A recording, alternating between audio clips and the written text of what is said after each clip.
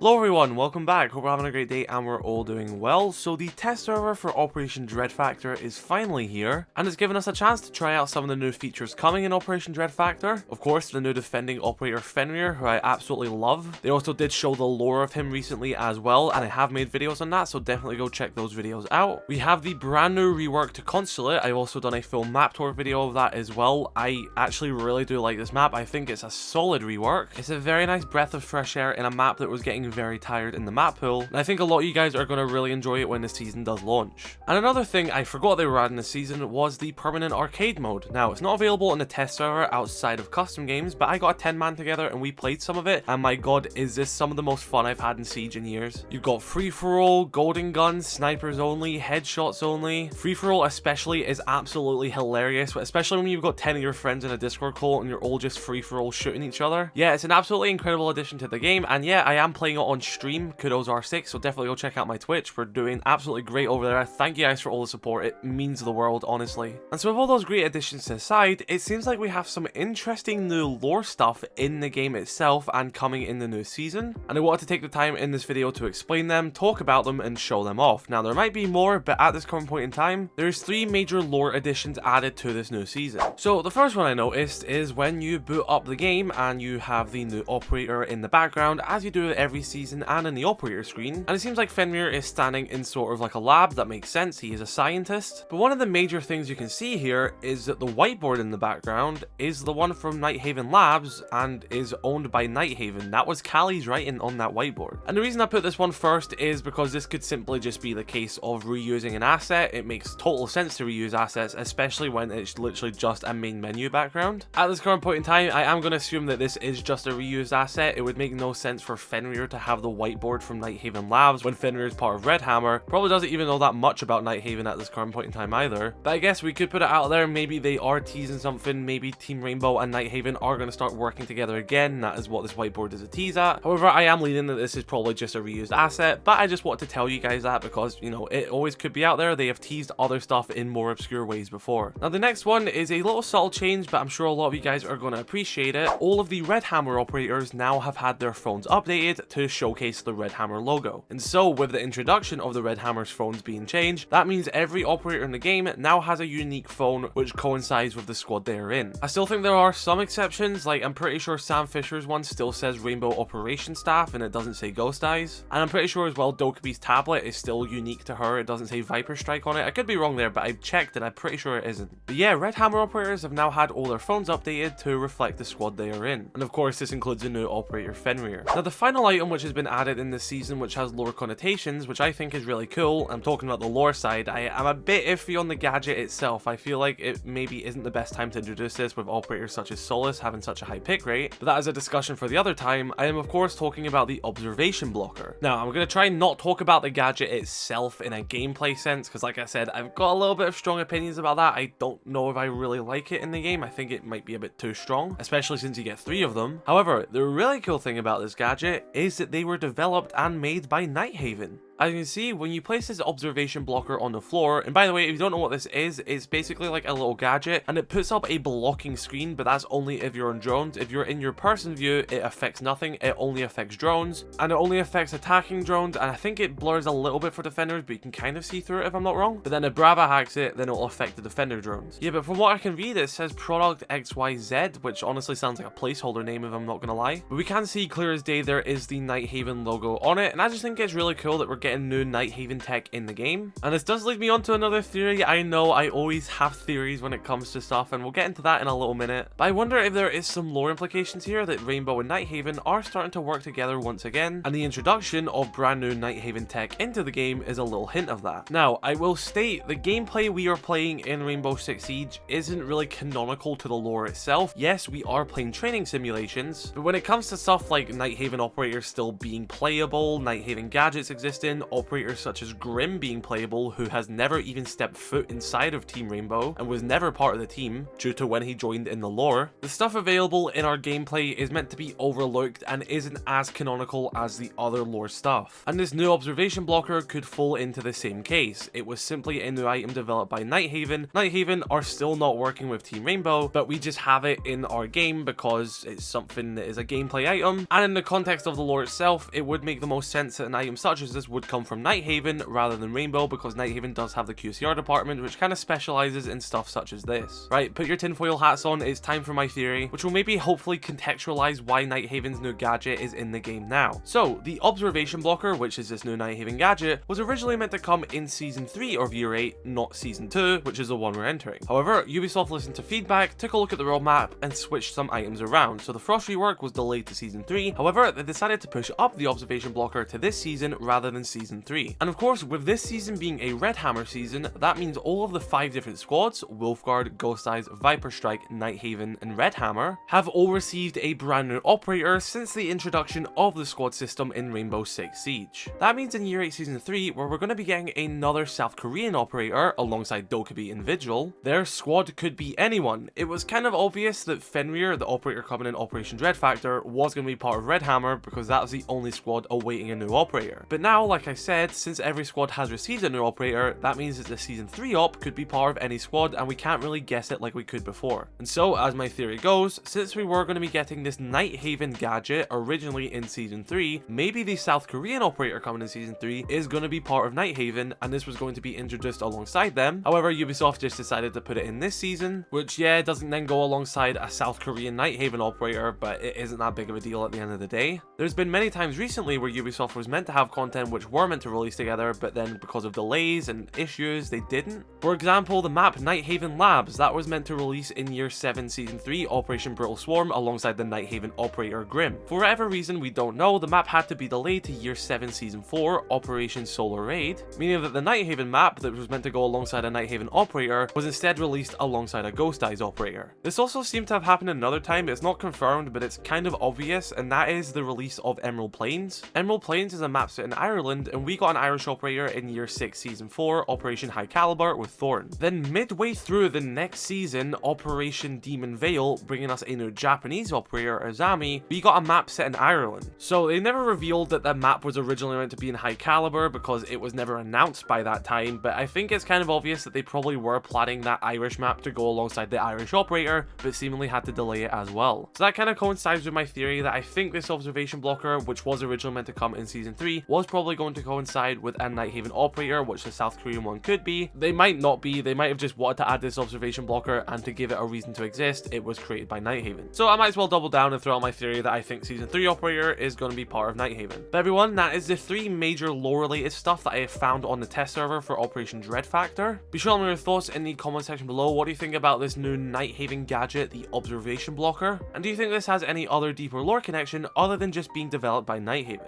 Be sure to let me know your thoughts in the comment section below. Drop a like on this video if you did enjoy, dislike it if you did not, subscribe if you're new. Your support recently has been absolutely amazing, and you guys just honestly make me so happy in times when I'm maybe not the best, where I just mentally start struggling. It honestly does help just to read comments and talk to people, and yeah, I honestly wouldn't trade any of that for anything. It genuinely just means the world to me, so thank you. And yeah, stay safe guys, I'll catch you later. Peace.